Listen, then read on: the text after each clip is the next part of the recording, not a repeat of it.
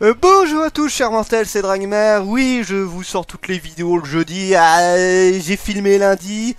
Après j'ai pas trop le temps. Hier ils ont crevé de chaud, donc j'ai pas le courage de faire les montages. Et bah, il s'est passé des trucs, ça va. Moi je vous sors les vidéos. 4 vidéos en une journée, c'est pas mal je trouve. Hein. Au moins qu'on me reprochait de pas trop faire ces derniers temps, bah voilà. Alors, j'ai fait quelques petits achats. Oui, je n'achète pas beaucoup, mais j'achète quand même au moins une fois par mois ces derniers temps. Et du coup, il y a un petit peu d'achats. Donc là, je les ai mis dans l'ordre que je vais les lire en plus. J'ai vite fait commencer, mais il faisait beaucoup trop chaud hier pour pouvoir attaquer.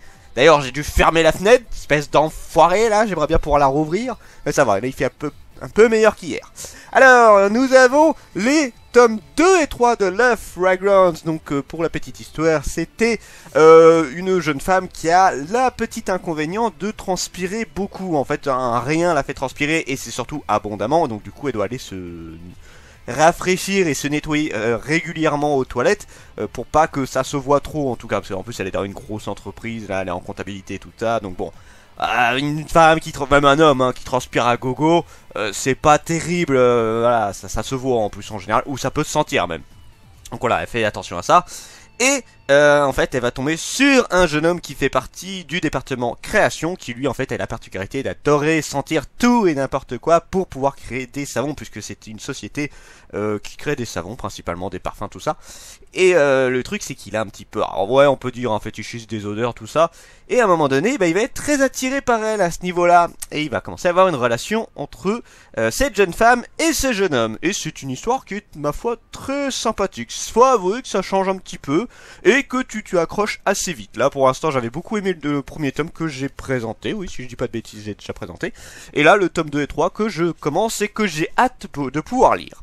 Ensuite, nous avons Satome, pareil, moi, dès que c'est un truc un petit peu différent de ce qu'on a l'habitude de voir, je fonce dessus.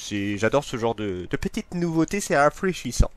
Alors, une romance pleine de fraîcheur sur fond de boxe, une ode au couple maladroit et dépareillé. Yao Satome est une lycéenne au regard froid, une athlète au physique atypique et une boxeuse qui porte les espoirs de tout un lycée. Mais en réalité, c'est surtout une jeune fille réservée, gauche et fleur bleue. Et cette force, la nature est tombée amoureuse d'un garçon maigrichon. Et empoté parviendra-t-il à vivre leur amour malgré les contraintes et leurs différences. Et c'est voilà, c'est quelque chose qui me tentait bien. J'ai toujours, voilà, dès que ça part un petit peu dans les trucs qu'on n'a pas trop l'habitude de voir, tout ça, ça me tente énormément. Donc là, oui, j'allais me jeter dessus forcément. Donc là, pareil, les deux premiers tomes. Alors là, c'est un titre qui est un peu plus vieux, mais j'avais été un petit peu intrigué, et on m'a un peu lancé dessus, j'avoue, donc bon. Les carnets de l'apothicaire, alors, intrigue et poison au cœur du palais impérial. À 17 ans, Mao Mao a une vie compliquée, formée dès son jeune âge par un apothicaire du quartier des plaisirs. Elle se retrouve enlevée et vendue comme servante dans le quartier des femmes au palais impérial. Entouré de hauts murs, il est coupé du monde extérieur afin de survivre dans cette prison de luxe grouillant de complots et de basses manœuvres. La jeune fille tente de cacher ses connaissances pour se fondre dans la masse. Mais quand les morts suspectes des princes nouveau-nés mettent les cours en émoi, sa passion pour les poisons prend le dessus et observe l'enquête. Elle observe, enquête et trouve la solution. En voulant bien faire, la voilà repérée. Jinshu, haut fonctionnaire aussi beau que calculateur, devine son talent et la promet goûteuse personnelle des favoris de l'empereur. Au beau milieu de ce nid de serpent, le moindre faux pas pourrait lui être fatal. Découvrir la face cachée du lieu le plus secret de la cité impériale dans ce monde de femmes régi par les hommes. Mao Mao aura besoin de toute son intelligence et de tout son savoir pour démêler les intrigues de la cour. Avec son héroïsme hors norme et ses décors magnifiques, ce manga à événement adapté d'un roman à succès a tout pour plaire et vous aurez-vous le courage de goûter à ces délices. Je sais pas, mais j'ai plus de voix. Faut pas faire des résumés aussi longs, c'est... Donc voilà, j'étais déjà un petit peu intrigué par celui-là, donc ouais, on va voir ce que ça peut donner. Ensuite, The Reincarnate de Swordmaster. Bon, du isekai, ça, je regarde beaucoup d'isekai. Encore en termes d'anime, je regarde beaucoup. Atla, le plus jeune chevalier de toute l'histoire du royaume. Ah, c'est peut-être pas isekai. Est en réalité... Ah si, la réincarnation d'une légionnaire maître épéiste. Bon, c'est pas vraiment isekai du coup. Épuisé par sa vie précédente, il décide de passer la nouvelle à se détendre. Il est chargé d'assurer la protection d'Iris prétendant au trône et de rejoindre le lycée Few Room en tant qu'enseignant pour s'en rapprocher. Les élèves d'Atlas sont prétexte face à l'apparence de leur nouveau professeur, mais sa maîtrise de l'épée les ramène très vite à la réalité. Affrontez-moi sérieusement cette fois-ci sur ces mots, Iris, la princesse épice, défie Atlas, l'ancien maître dans son monde. Ce duel marque le début de leur destin, celui qui lie les combattants qui choisissent la voie de l'épée. Et j'avoue que ça me tente énormément. De toute façon, les trucs fantastiques, héroïques, tout ça, moi c'est mon dada, voilà, je suis très fan. Et je viens de remarquer que c'est Méane. On a des petites altercations avec Méane, moi et d'autres youtubeurs, des trucs du genre, et j'avais une pas très bonne... Alors, pas à cause de leur titre, hein, principalement à cause de l'administration, tout ça. Mais fort est de constater que malgré tous les soucis qu'il y a en librairie avec eux, il y a pas mal de titres que je suis beaucoup en ce moment. Et je suis toujours étonné de remarquer que c'est du Méane des fois. Ice Curl Girl, 10e et dernier tome. Alors je ne vous montrerai pas du coup l'intérieur parce que c'est le dernier tome. Une série qui était vraiment exceptionnelle. Alors déjà l'auteur a fait des très bonnes séries. Là j'avais le personnage que c'était une des premières œuvres que j'avais lues. Après il y avait l'autre Baby Boy qui est plus un récit de l'auteur qu'autre chose, on va dire ça comme ça. Mais c'est vraiment Ice Curl Girl qui m'a fait surkiffer cet auteur, qui est vraiment excellent. Et j'ai hâte de voir enfin le dénouement de cette série. Et si vous ne le connaissez pas, allez-y, foncez, c'est vraiment une très bonne histoire. Là c'est un loser qui n'a toujours été doué que pour les jeux vidéo, qui va rencontrer la fille riche, la petite bonne fille de famille, qui est extrêmement douée en études et presque à tout. Le seul truc où elle est pas très douée, c'est avec le relationnel, mais par contre elle est aussi très douée en jeux vidéo. D'ailleurs c'est une de ses rares passions, et ça va les rapprocher, et on va avoir une histoire avec ces deux-là, et c'est vraiment très touchant, très sympa, et je vous le conseille énormément, c'est une très belle histoire. L'enfant du dragon fantôme, tombé dessus complètement par hasard, je regardais un petit peu ce qu'il y avait dans les étagères, je vois ça, et j'ai vu la couverture, c'est très attirant. Et j'ai même pas lu le résumé, vous avez, là c'est le genre de truc, je regarde, ça m'intrigue, allez je prends.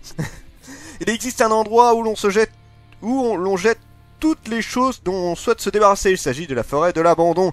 C'est dans celle-ci que Dodo, un dragon proche de la mort, va recueillir et élever Eve, une petite humaine délaissée. Entrer dans l'univers fantastique de cette famille merveilleuse où un dragon fantôme et sa fille humaine dépassent les barrières entre les espèces. Bah, rien que pour ça, ça vaut le coup, je trouve. Et pareil, les dessins, du peu que j'ai vu, c'est vraiment extrêmement beau. Donc non, vraiment très tenté par cette série-là. Hâte de voir ce qu'elle peut nous proposer. Arifureta de Zero Hero, 5e tome. Alors c'est une série que j'avais commencé avec l'anime qui m'avait beaucoup plu, même si le côté CGI pour les monstres était vraiment dégueulasse. Donc du coup j'avais un peu de mal là-dessus. Et quand j'ai vu qu'il y avait le manga, je me suis jeté dessus et le manga va beaucoup plus loin, il y a beaucoup plus d'informations, il se passe beaucoup plus de trucs. Donc non, ça vaut vraiment le coup. Et si vous ne connaissez pas, bah allez-y, franchement c'est une bonne découverte, ça change. Puisque là on a un peu le côté The Rising of Shidero où le héros n'est pas réellement un héros, il est le héros de sa propre aventure mais il est pas là pour faire le bien ou des trucs du genre. Donc non, franchement, pareil, une belle trouvaille que je vous conseille très fortement. Je suis très content. J'ai même acheté des t-shirts sur ça, pour vous dire, tellement j'ai surkiffé. A Fantasy Lazy Life, tome 8 et 9, excusez-moi, je sais même plus compter. Oui, j'avais un petit peu de retard. Il y a des séries où malheureusement je ne pourrais pas rattraper parce que j'ai beaucoup trop de retard. Mais là, il y a des séries que je ne veux pas rater surtout. On va dire ça comme ça, que j'ai pas envie de rater. Et A Fantasy Lazy Life en fait partie. Regardez-moi ces petites couvertures qui sont toutes belles. Pareil, c'est un manga qui change énormément parce que là c'est du isekai mais plus d'un côté politique, voilà, découverte réelle du monde avec ses enjeux, la royauté, le bas peuple, tout le truc. Là on n'est pas vraiment dans le truc, vous savez, le héros qui a des super pouvoirs de malade et qui va sauver le monde. Non, on est vraiment sur un humain totalement classique. Et qui, bon, bien sûr, il a quelques trucs particuliers, mais là, on est vraiment pas sur le côté méga aventure de fou. Et ça change un peu. The Rising of Shidero, volume 17. Alors, à savoir que je décroche un peu du manga. J'attends l'animé, parce que peut-être que l'animé va me réconcilier un petit peu. En fait, j'aimais beaucoup le manga, mais malheureusement, ça s'est tellement pété la gueule. On est tellement passé dans... En fait, depuis que le héros n'est plus considéré comme un connard, ou comme un traître, ce que tu veux, parce qu'au début, personne ne pouvait le supporter parce qu'il y a eu des sales rumeurs sur lui. Il a beaucoup changé et aussi bah, c'est devenu un peu moins intéressant à mon goût. C'est beaucoup moins intéressant, on a perdu un petit peu le truc qui faisait la force du manga. Et là maintenant, même ce qui se passe en tant qu'aventure, je suis beaucoup moins intéressé par ça. Donc voilà, je continue à suivre quand même parce que j'ai un petit espoir au fond de moi de me dire peut-être que le manga va se relancer, qu'il va avoir quelque chose de très intéressant.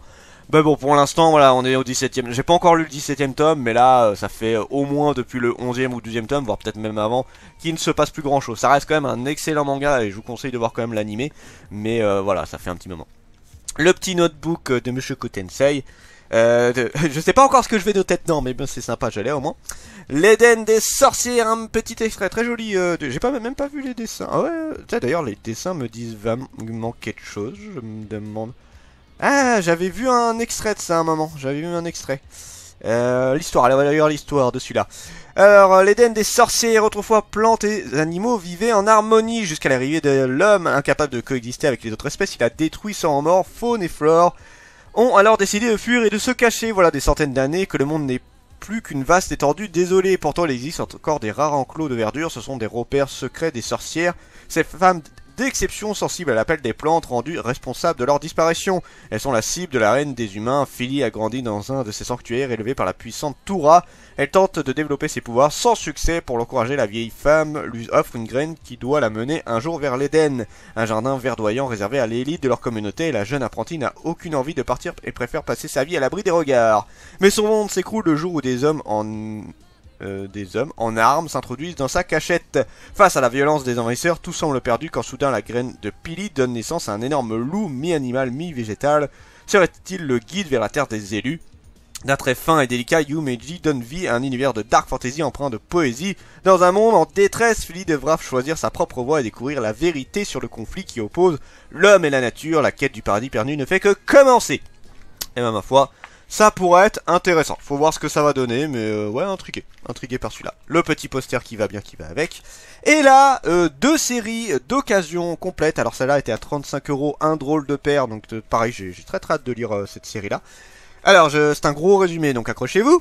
Daikichi, 30 ans, célibataire, n'est pas ce qu'on peut appeler un donjon, pas très à l'aise avec les femmes, encore moins avec les enfants, c'est un peu moi ça. Cet homme, on ne peut plus ordinaire, va du jour au lendemain décider de devenir le tuteur légal de la fille cachée de son dauphin grand-père. Ça, c'est pas bon par contre.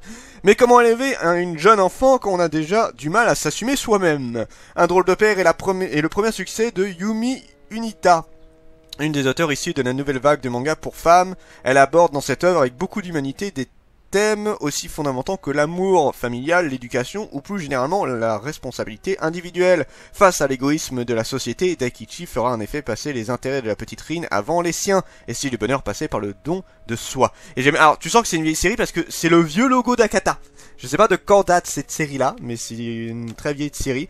Et ouais, c'est le genre de série en fait que je ne pourrais pas acheter au fur et à mesure. Souvent, alors à lui peut-être un peu plus, mais souvent voilà, c'est le genre de série que j'ai envie d'acheter quand c'est en intégrale, en occasion. Là je me dis oui, ça peut être intéressant. Donc voilà, lui par contre je suis vraiment très intrigué. Donc bon, j'ai encore pas mal de lectures à faire, mais c'est pas grave, hein, on va lire tout ça assez vite je pense. Voilà. Et le dernier, la totalité des Raids et Sword, en tout cas de la saison, la série de base, hein, parce qu'après je sais qu'il y a d'autres trucs par rapport à ça. C'est des gros volumes, hein, putain, c'est des très gros volumes. Pas de résumé, c'est emmerdant ça. Il n'y a pas de résumé sur celui-là. C'est ballot. Je peux pas vous donner le résumé de Raids et Sword parce qu'il n'y a pas de résumé derrière. Ça c'est le truc qui va toujours saouler. Donc ouais, je me rappelle même plus. Je sais que c'était un manga qui était assez apprécié, qu'on m'a pas mal parlé, tout ça. Donc voilà, je vais regarder. Donc ouais, je vous montre vite fait un petit peu. Bon, je suppose que beaucoup de gens connaissent cette série-là. Moi, je l'ai jamais lu. Hein, j'ai jamais lu Raids et Sword, Amika Kill. Mais voilà, là c'était la bonne occasion. 45 € pour l'intégrale. Donc ouais, je prends carrément. Et peut-être que je prendrai la suite si j'accroche. Ah quel dommage, moi qui avais enfin commencé le premier tome de Fruit Basket, je vais devoir mettre ça en pause. Oh là là, je suis tellement triste. Je sais pas comment je vais survivre à tout ça. Enfin bon, sur ce c'était Dragmar et je vous dis à la prochaine, chers mortels.